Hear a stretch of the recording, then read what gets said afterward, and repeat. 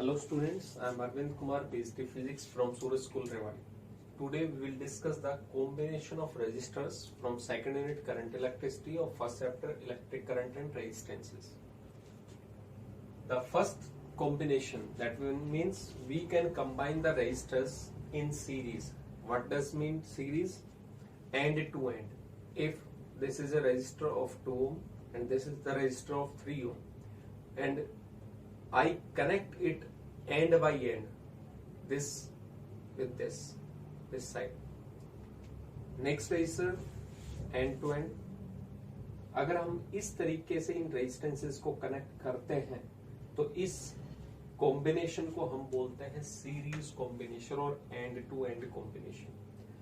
अब यहाँ पे हम इन सीरीज कॉम्बिनेशन से क्या कैलकुलेट करें? तो यहाँ पे इसका मतलब है कि अगर हम इस तरीके से रेजिस्टेंसेस को मान लेते हैं, हमें 5 ओम का रेजिस्टेंस ये था और हमारे पास में अवेलेबल 1 ओम के हैं, तो 1 ओम 1 ओम फिर 1 ओम फिर 1 ओम फिर ऐसे 5 रेजिस्टेंसेस कनेक्ट करने पड़ेंगे, जिसकी लेंथ काफी इंक्रीज हो जाएगी और कॉम्प्लिकेटेड सर्किट हो जाएगी, यानी बल्कियर हो जाएगी थोड़ी. तो उसकी जगह अगर हम एक सिंगल रेजिस्टेंस 5 ओम का ही कनेक्ट करें तो वो कैसे कर सकते हैं? इक्विवेलेंट रेजिस्टेंस कैसे कैलकुलेट करें? तो यहाँ पे हम इक्विवेलेंट कैलकुलेट करेंगे if the resistance R connected in series. तो यहाँ पे सीरीज कॉम्बिनेशन मतलब ये एक हमने सिंगल रेजिस्टेंस कंसिडर किया,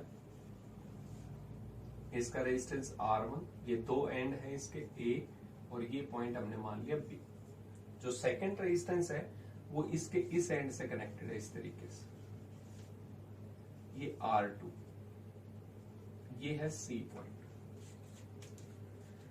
नेक्स्ट रेजिस्टेंस हमने कनेक्ट कर दिया इसके साथ में, ये है R3, ये है D. ठीक है. यहां पे अगर एक वोल्टेज पोटेंशियल डिफरेंस को हम देखें तो पोटेंशियल डिफरेंस जो होगा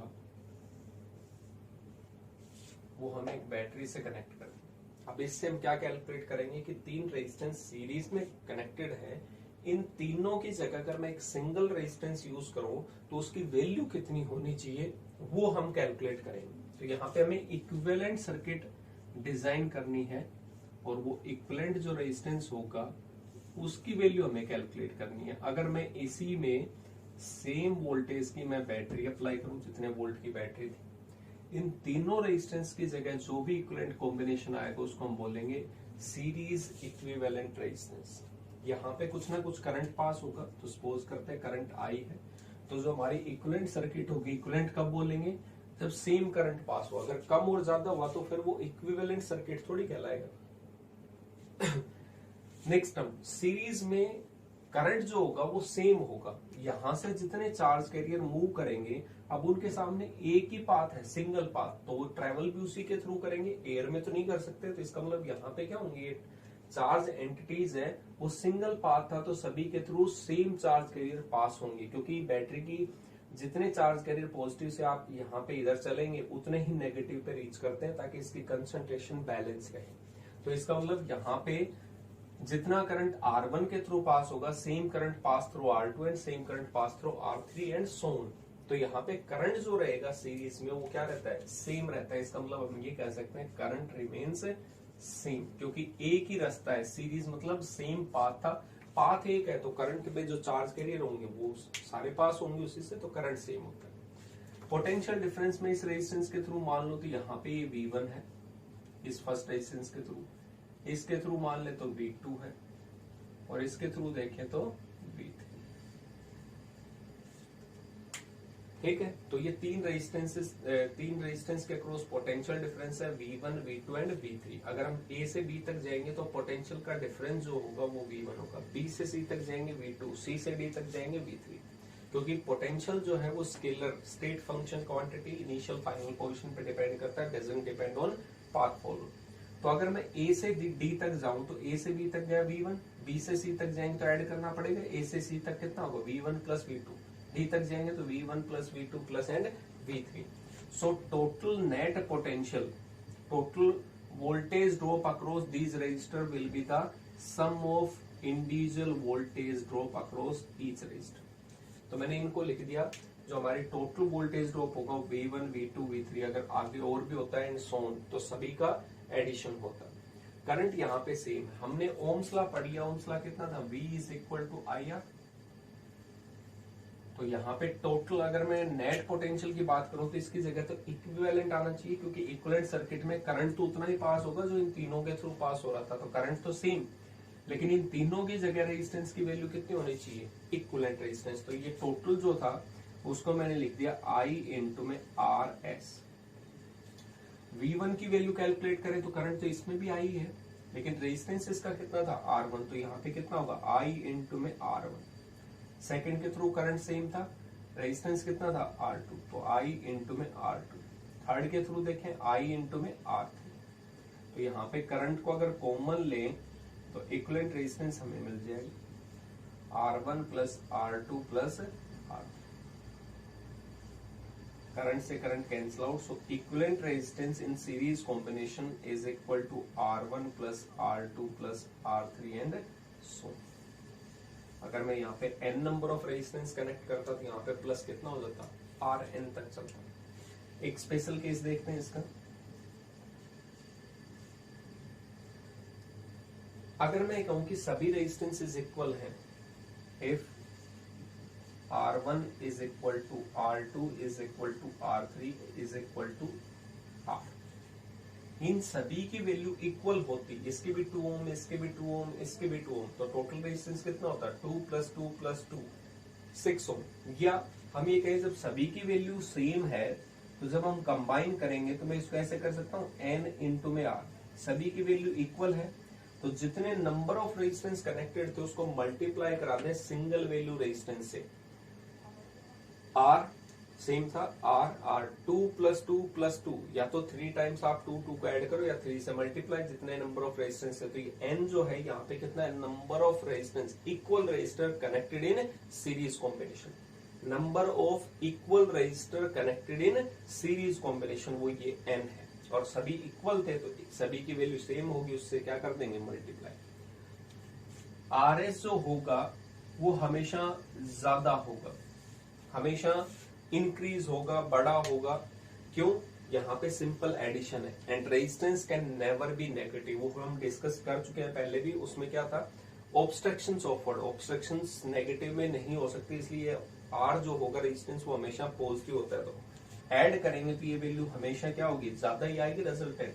अगर मैं कहूँ ये 2 ओम है, ये 3 ओम है, ये 4 ओम है, ठीक है, सभी की वैल्यू पुट करते हैं, 2 ओम, ये 3 ohm and this resistance is 4 Om.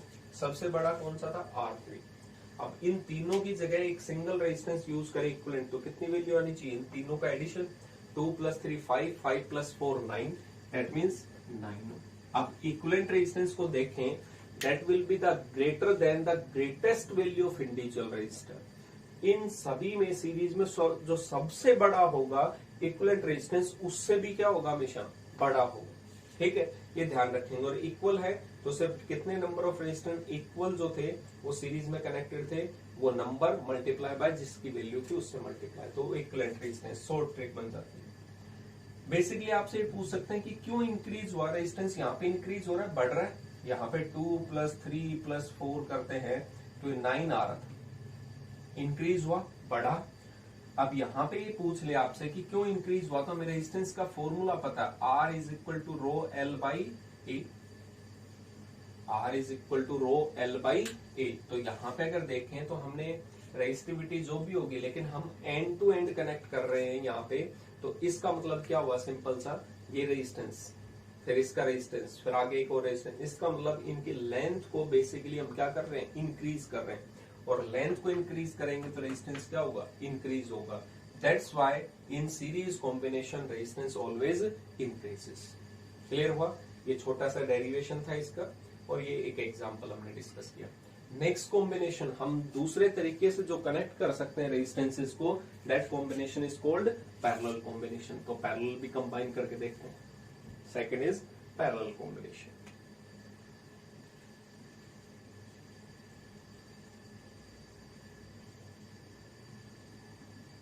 Parallel combination,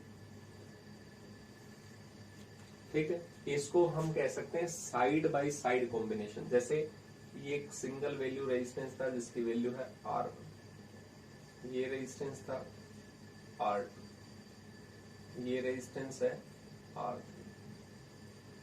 ये सभी का एक जो एंड होगा वो कॉमन पॉइंट पे, दूसरा एंड दूसरे कॉमन पॉइंट पे कनेक्टेड होगा। जैसे मैं यहाँ पे कहूँ ये A पॉइंट, इस फर्स्ट रेजिस्टेंस का ये पॉइंट इसके साथ कनेक्टेड था, सेकंड रेजिस्टेंस का ये एंड भी इसके साथ कनेक्टेड है, थर्ड रेजिस्टेंस का ये एंड भी इसके साथ कनेक्टेड है। इधर एक पॉइंट था B, फर्स्ट रेजिस्टेंस का राइट हैंड साइड ये इसके साथ कनेक्टेड है, सेकंड रेजिस्टेंस का, थर्ड रेजिस्टेंस। इसका मतलब इन सभी का ये इक्विवेलेंट कनेक्टेड था। यहाँ पे हमने एक बैटरी अटैच की, ठीक है, ये वोल्टेज थी V। अब यहाँ पे अगर देखा जाए तो पोटेंशियल डिफरेंस से करंट चला, यहाँ बैटरी से कुछ चार्ज कैरियर चले। जैसे इस A पॉइंट पे आते हैं तो उनके सामने पाथ अलग अलग है, लेकिन जा वहीं पे रहे सेम पॉइंट पे, लेकिन 3 रास्ते हैं, तो वहां पे चार्ज कैरियर है वो डिवाइड होना स्टार्ट हो जाते हैं, जिसको जो पाथ अवेलेबल होता है वो उसी तरफ जाना स्टार्ट कर देता है। अगर number of charge carrier change होंगे तो इसका मतलब करंट की वैल्यू चेंज हो जाएगी, चार्ज अलग अलग होंगे।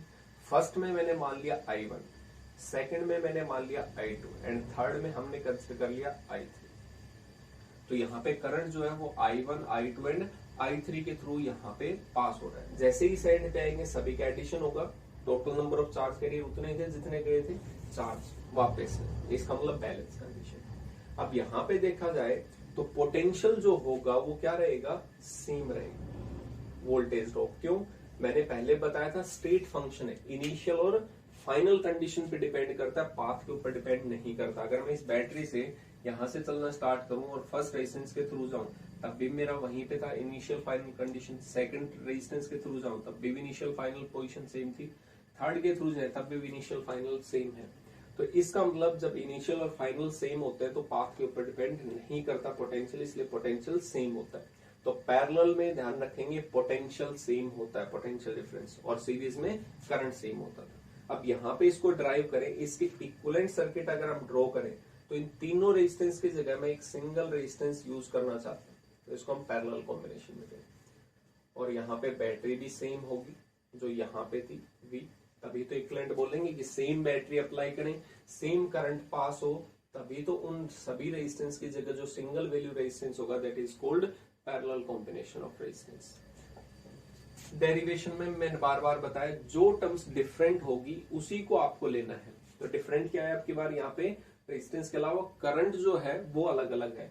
सो total current will be equal to I1 plus I2 plus and I3।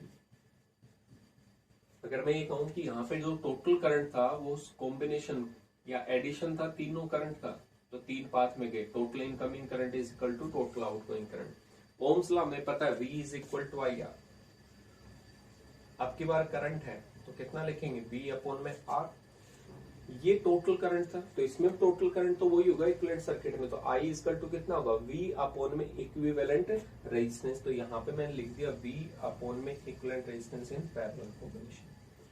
First के थ्रू देखेंगे कितना करंट जा रहा है, तो इसके अक्रॉस पोटेंशियल डिफरेंस तो सेम ही है, बैटरी का V और रेजिस्टेंस कितना था R1, तो कितना आएगा V अपॉन में R1, V अपॉन में R2। सेकंड के थ्रू पोटेंशियल डिफरेंस सेम था, रेजिस्टेंस से डिवाइड कर देंगे, कन्वर्ट हो जाता है करंट में। इसमें से पोटेंशियल कॉमन ले सकते हैं, तो पोटेंशियल जो होगा वो क्या हो जाएगा, कैंसिल आउट। तो V अपॉन में RP is equal to V 1 upon में R1 प्लस 1 अपॉन में R2 एंड 1 अपॉन में R। तो पोटेंशियल से पोटेंशियल कैंसिल। तो यहाँ पे हम ये कह सकते हैं कि 1 अपॉन में RP is equal to 1 upon में R1 plus 1 upon R2 plus 1 upon R। इसका मतलब अगर पैरेलल में रेजिस्टेंसेस कनेक्टेड हैं तो उनका जो इक्विवेलेंट रेजिस्टेंस होगा वो इक्विवेलेंट रेजिस्टेंस कितना होगा, फर्स्ट का था 1 upon R1 plus 1 upon R2 plus 1 upon R3। अगर मैं यहाँ पे लिख दूं सिंपल सा, if R1 is equal to R2 is equal to R is equal to R, अगर ये सभी इक्वल हैं तो यहाँ पे हम एलसीएम लेंगे, R ही आएगा, 1 प्लस 1 प्लस 1 3, और रेसिप्रोकल करेंगे तो कितना आएगा R अपॉन में 3। तो यहाँ पे हम ये कह सकते हैं equivalent resistance is equal to R upon में N, number of equal resistors connected in parallel. N क्या था, नंबर ऑफ इक्वल रेजिस्टेंस, कितने रेजिस्टेंस है 3 है तो डिवाइड करेंगे 3 से, अगर दो पैरेलल में इक्वल है तो डिवाइड करेंगे 2 से, उनकी वैल्यू से, तो ये इक्विवेलेंट है। रेसिप्रोकल किया हमने डायरेक्टली इसका सॉल्यूशन, जितने भी पैरेलल में इक्वल थे उन सभी की वैल्यू सेम थी, तो वो रेजिस्टेंस कितने थे नंबर में, नंबर से डिवाइड करेंगे, that will be the equivalent resistance in parallel combination. कोई आपसे पूछे पैरेलल में रेजिस्टेंस जो है वो इक्वल, वो डिक्रीज होता है, जैसे मैं इसको कहूँ 2 ओम है, सेकंड रेजिस्टेंस 3 ओम है, ये 5 ओम है। अगर मैं एलसीएम लू 1/2 प्लस 1/3 प्लस 1/5, यही फॉर्मूला था 1 में इक्विवेलेंट रेजिस्टेंस का इन पैरेलल कॉम्बिनेशन। हमने एलसीएम लिया, कितना आएगा 30, ये 15, ये 10, ये 6, यहाँ पे 15, 25, 31/30, रेसिप्रोकल करेंगे, रेसिप्रोकल 30/31, इसका मतलब डिनोमिनेटर ज्यादा है और न्यूमरेटर कम है, जिसकी वैल्यू नियर अबाउट हम 0.9 ओम ले सकते हैं। इसका मतलब पैरेलल में जो इक्विवेलेंट रेजिस्टेंस होगा that will be the smaller than the smallest value of resistor. Smallest कितना था इन तीनों में, 5, 3 और 2 में 2 था सबसे छोटा, तो जो इक्विवेलेंट रेजिस्टेंस आएगा वो हमेशा छोटे से भी छोटा होगा। तो यहाँ पे ध्यान रखेंगे पैरेलल में डिक्रीज होता है, क्यों डिक्रीज हुआ, वही same formula rho L upon में ए। अब की बार जब आपने साइड बाय साइड अटैचमेंट किया तो इसका मतलब ये साइड बाय साइड अटैचमेंट कर रहे हैं, तो अब की बार क्या हुआ, area of cross section increase किया आपने, basically area of cross section increase होगा देन रेजिस्टेंस डिक्रीजेस। ये था इसका डेरिवेशन और एक तो कंसेप्चुअल क्वेश्चन जो सीरीज और पैरेलल कॉम्बिनेशन पे बेस्ड थे। काफी आपको इसमें कंसेप्चुअल क्वेश्चंस मिलेंगे, न्यूमेरिकल्स मिल जाएंगे, सीरीज पैरेलल में इक्विवेलेंट रेजिस्टेंस कैलकुलेट करने के, और बीच में हम भी कुछ डिस्कस करेंगे। Thank you.